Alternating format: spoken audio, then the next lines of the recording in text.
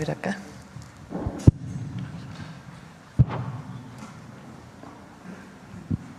Gracias, Presidenta. Juan Bautista, de Voces del Periodista. En primer lugar, preguntarle cómo se sintió en esta reunión internacional, la primera de gran calado, dirían los marineros, y cómo piensa que se recibió su propuesta en contra del armamentismo, de la industria militar y en favor de los que menos tienen y contra el hambre.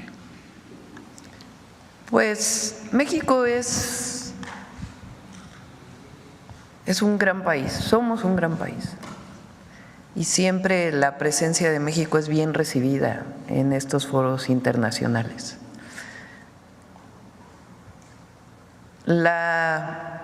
Son espacios que ayudan a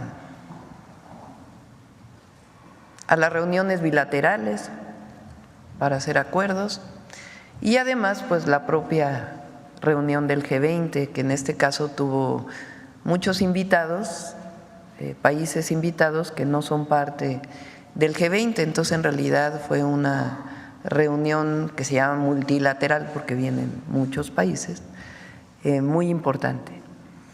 Ahora, yo creo que lo más importante y más en este momento es el llamado a la paz.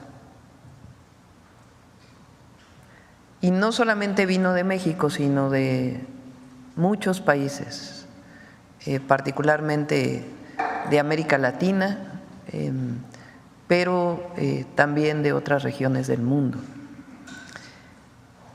El documento que sale pues es un documento muy general que se venía trabajando desde antes.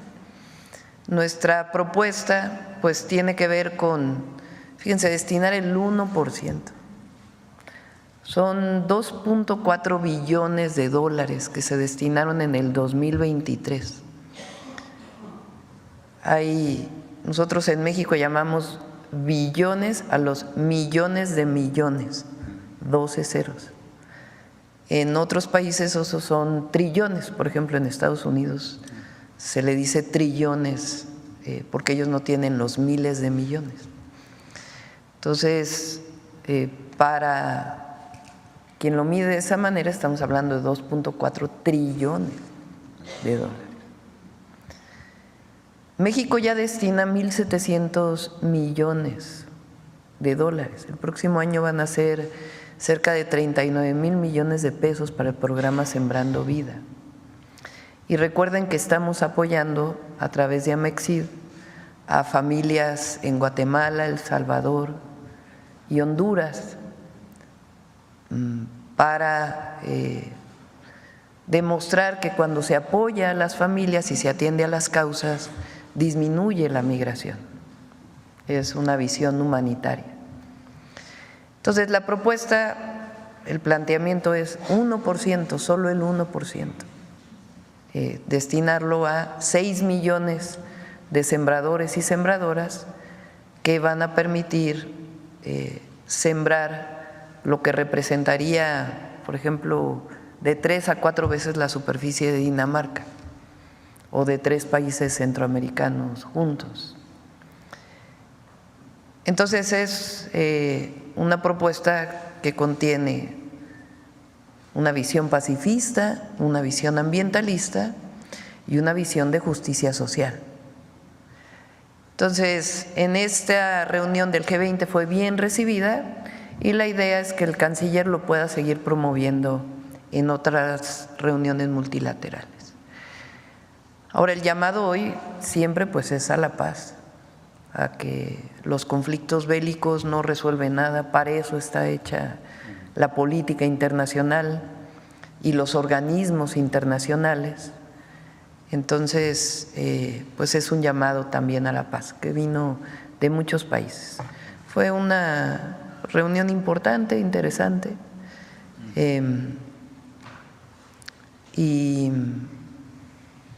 y pues este llamado a la paz que también vino de la propia reunión del G20. En el tema económico, hoy se presenta en la Cámara de Diputados el presupuesto, bueno, para su análisis, y en la parte económica le está yendo muy bien a la economía mexicana. 35 millones de dólares en este trimestre, también con una percepción al alza de un 9%. El peso se mantiene por 5 jornadas, ¿no? Y nos ubicamos como el primer país que produce y está en la parte de la formación automotriz también. Ahí tenemos un primer lugar, superando incluso a Canadá. ¿Cuál es su opinión en este momento, dado que los ojos pareciera que de los críticos de siempre, esperando que haya un resbalón, cuando pues las cifras están indicando lo contrario y hay una decisión de lo que va a ser el presupuesto para el año que entra? Van a venir a la mañanera el lunes toda la Secretaría de Hacienda para poder presentar las características de la ley de ingresos y el presupuesto que se está presentando, el paquete global que se está presentando. El objetivo del presupuesto, que hoy en efecto el secretario de Hacienda lo presenta al Congreso, es seguir invirtiendo, garantizar todos los programas de bienestar, los que ya están en la Constitución, los que vienen en la Constitución y los 3 nuevos programas de bienestar. La Secretaría de Bienestar tiene un presupuesto como de 550,000 millones de pesos, pero en realidad todos los programas de bienestar juntos son cerca de más de 700,000 millones de pesos, incluidos los 3 nuevos programas: el apoyo a mujeres de 60 a 64, el apoyo a niños y niñas, la beca universal, que el próximo año inicia con secundaria, y el programa de salud casa por casa para las y los adultos mayores. Además, que es importante, se ha dicho que el presupuesto en salud baja, es falso. El tema es que ahora aparece directamente en el IMSS Bienestar. El año pasado todavía aparecía una parte en lo que se llamaba INSABI y ahora viene completo para las 23 entidades de la República que ya están en el IMSS Bienestar, Entonces hay que sumarle al presupuesto de salud lo que está en el IMSS Bienestar. En el caso de educación, hizo un comunicado la Secretaría de Hacienda, hubo un tema ahí ahora les platico otras cosas, hubo una reducción en una parte que tiene que ver con los trabajadores de confianza. ¿Se acuerdan que hablamos del 5% de reducción en el gobierno central? Y ahí hicieron una reducción también en lo que tenía que ver con universidades públicas, cosa que se va a corregir porque no debe ser así. Está ya la subsecretaría de egresos y el secretario de Hacienda trabajando con la presidenta de la Comisión de Presupuesto para que está muy claro cómo resolver ese tema. Entonces el presupuesto en educación aumenta y el presupuesto que viene en las universidades de bienestar, que viene un aumento significativo, es para las universidades de bienestar y también de ahí lo que significa la nueva Universidad Rosario Castellanos y la Universidad de la Salud, está en ese capítulo presupuestal. Aumenta el presupuesto en vivienda. Entonces, si se fijan, los grandes derechos, los programas de bienestar, educación, salud, vivienda, aumenta el presupuesto. El presupuesto en inversión pública es de alrededor de 550,000 millones de pesos. Es un presupuesto muy importante para trenes, carreteras, agua.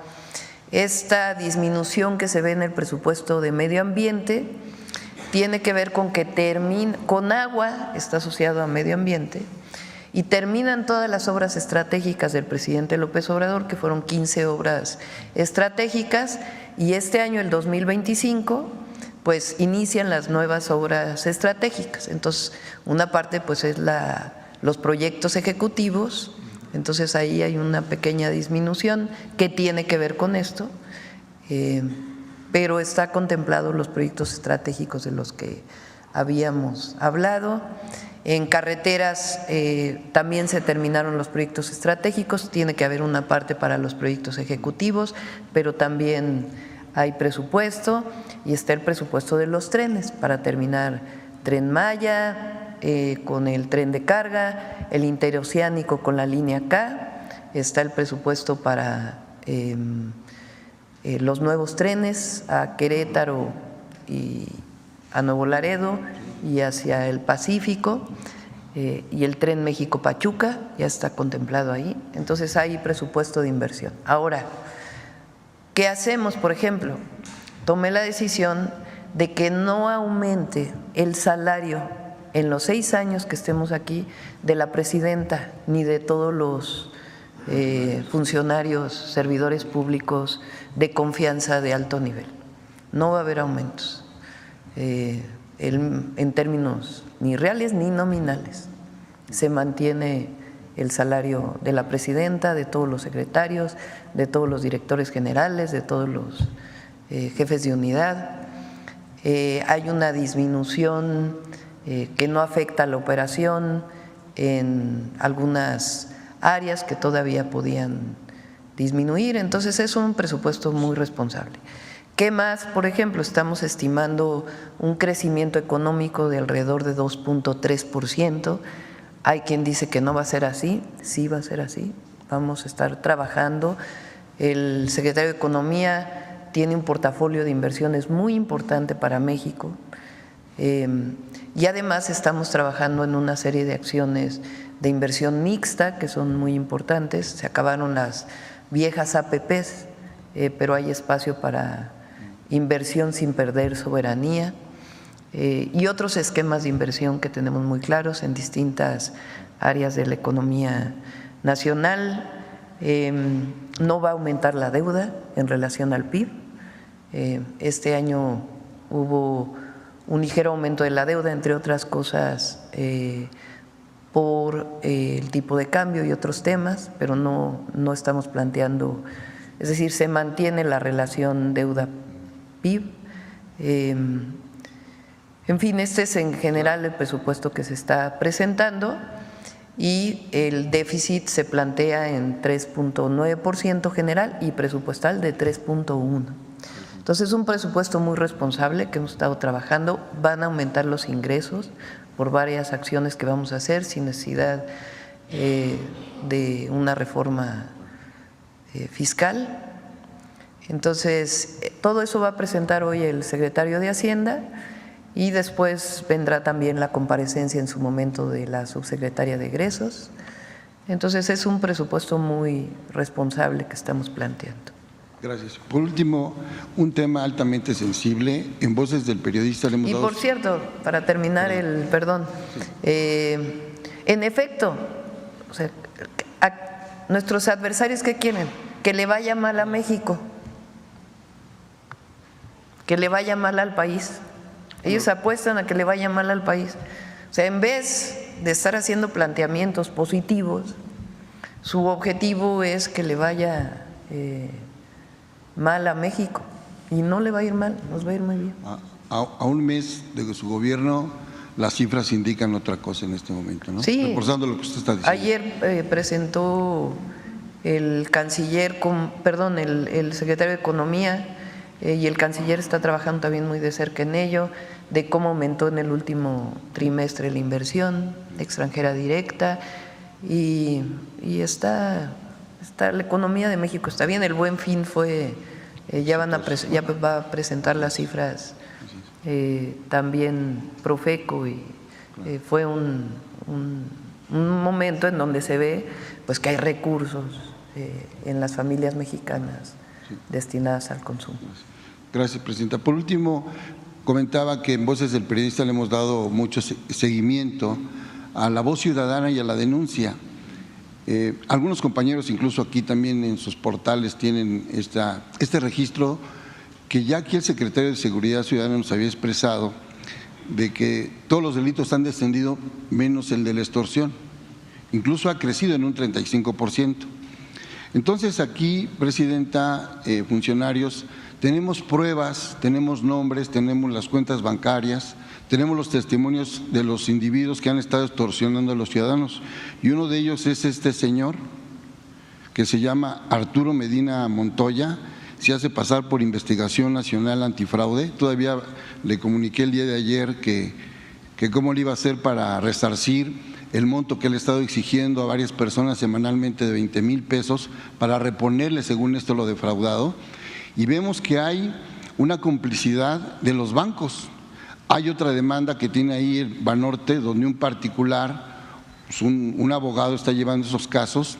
Ya hay un fallo para que les restituyan cierta parte del fraude y la dirección del banco no opera. En el caso de este señor, que yo incluso he hablado con él, se hace pasar como integrante de la Procuraduría Capitalina y que tiene su oficina aquí en la delegación Cuauhtémoc. He asistido, nadie lo conoce y sigue hablando por teléfono con un cinismo rampante. Entonces, yo en este momento estoy pidiendo pues la protección, en este caso, para la víctima que está haciendo este señor. Su teléfono es el 56 23 21 17 58 y se llama Arturo Medina, se hace pasar por funcionario y le pueden marcar en este momento. Entonces pido que la Unidad de Inteligencia Financiera, la Procuraduría Capitalina, si es que tuviera que ver, porque el asunto, Presidenta, viene de alguien que está filtrando los datos del Banco del Bienestar, porque le están hablando a las casas particulares de las personas y les dicen que les van a dar un monto, que entreguen sus cuentas y que les van a dar una nueva tarjeta a partir de que, yo tengo el seguimiento desde antes que se fue el presidente, un mes antes estamos con todo esto y continúa el fraude. Mi cálculo al menos es que a la semana estos individuos están llevando 5 millones por estar defraudando a las personas solo por teléfono. Incluso esta fotografía que estoy mandando, yo dudo mucho que sea su identidad y él dice que tiene cédula y que lo puede ver en cualquier lugar. Entonces pido ahí, primero, pues la denuncia de una manera formal y si es necesario ir ante el Ministerio Público, yo tendré que hacerlo para resguardar, en este caso, la identidad de las víctimas. Es cuanto, presidente. Sí, si nos ayudas ahí con Adriana para que le pases todos los datos y que podamos atenderlo a partir de, y le daremos a la Fiscalía General también la información. Aquí. ¿Qué tal, doctora? Carlos Guzmán, de 4 Media Telecomunicaciones. Preguntarle si nos puede ahondar las conclusiones del G20. En los 75 puntos de la declaratoria final, en el 22, está el tema de los superricos. Sí me gustaría que ahondara en ese tema, obviamente es también propuesta del presidente Lula, también que ahonde justamente en el tema que tiene que ver con la cuestión ambiental. Usted propuso el tema ambiental, se aprobó, finalmente está en esta declaratoria final, que nos hable de eso y también obviamente de las conclusiones que se tienen en este G20. Por ahí comentaba antes de abordar el avión de que habló con el presidente Biden, que le pidió justamente nuevamente el tema del Mayo Zambada, que den la información, ahora sí personalmente, que nos hable también de lo que trató con el presidente Trudeau, de lo que trató con el presidente Xi Jinping, obviamente, que tuvo a los dos importantes del mundo, los más importantes, que nos hable de eso por principio de cuentas, doctor. Sí, la declaración del G20 es muy general, venía trabajándose desde hace tiempo. Esta propuesta de la que hablas, que es una propuesta del presidente Lula, es importante y fue planteada en el G20, pero las conclusiones son muy generales. Y yo destacaría principalmente, y por el momento que estamos viviendo, entre esta tensión entre Ucrania y Rusia, el llamado a la paz, que es fundamental en estos momentos. Y vamos a seguir trabajando en todos estos reuniones, organismos, en esta propuesta que estamos planteando, que viene en términos generales, pero no viene tal cual la presentamos, de igual manera con otras propuestas que hicieron otros presidentes o primeros ministros. Viene en términos generales, pero hay que aterrizarla y lo vamos a seguir haciendo en todos los organismos multilaterales que hay y que es indispensable, y lo vamos a presentar frente al presidente Trump en su momento. Es una propuesta humanista y de protección al medio ambiente y al mismo tiempo que disminuye la migración, es decir, atiende a las causas de fondo, no tiene algo negativo relacionado con la propuesta que planteamos. Entonces, la vamos a seguir desarrollando y planteando en distintos foros. Tuvimos reuniones bilaterales, dos importantes, pues con el presidente de Estados Unidos, el presidente Biden y el primer ministro de Canadá. En ambas reuniones hablamos de la importancia del TEMEC, de cómo beneficia no solamente en este caso a México, sino es un tratado que beneficia a Estados Unidos y que beneficia a Canadá. Canadá estuvo totalmente de acuerdo. Hablamos de que es importante que haya un documento que hable de los beneficios para Estados Unidos, los beneficios para México y los beneficios para Canadá del tratado, que es algo importante para cuando nos sentemos en su momento con el presidente Trump, sea de manera directa o con los equipos.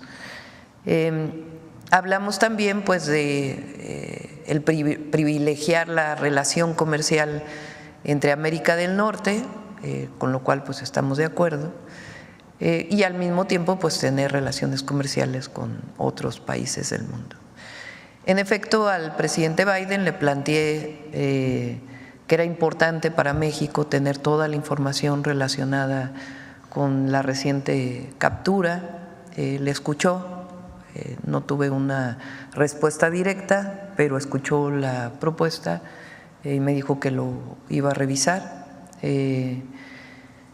Y hablamos pues en general ya de cuestiones de que su esposa estuvo aquí, de la importancia de la educación. Su esposa se dedica a la educación, es maestra, cuestiones más generales y digamos personales de lo que fue la toma de posesión y la presencia de su esposa, y le agradecí por supuesto nuevamente esa presencia. Con el presidente de China hablamos de la relación que existe con China. Le planteé de manera directa que nosotros teníamos un acuerdo comercial con Norteamérica, pero que había espacio para la relación con China, que era muy importante, y también aproveché para agradecerle nuevamente todo el apoyo que recibió México durante el huracán Otis por todos los enseres que fueron enviados y entregados directamente a las familias de Acapulco y de Coyuca de Benítez. Esencialmente fueron las reuniones. Después nos reunimos con el presidente Petro, ahí hablamos también de varios temas, temas de, por ejemplo, ellos están interesados de cómo el ejército, los ingenieros militares participan en las obras estratégicas. Ya hay una primera relación y planteo que se incremente, y otros temas importantes de la relación. Tuvimos oportunidad de vernos juntos 4 países de América Latina: Brasil, Colombia, Chile y México. La importancia de trabajar conjuntamente, somos gobiernos progresistas y hablamos de la importancia de seguir manteniendo esta relación. Fue una muy buena, y México es bien visto por todos los países. Oiga, en el caso de Brasil, por ahí hay todo parece indicar que es el director del Banco de Brasil, que ya por ahí en redes sociales, que se tomó la foto con usted, con el presidente Lula, que ya está anunciando que va a estar en México. Incluso su secretaria de Economía le da, más bien de Energía, le da la bienvenida. No sé si nos puede hablar de esto. El director del banco sí, se llama… ¿no será el del BID?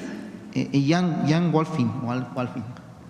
Les informo sí. Posteriormente este tema. Y también aprovechar el tema de las bilaterales con el ministro Trudeau.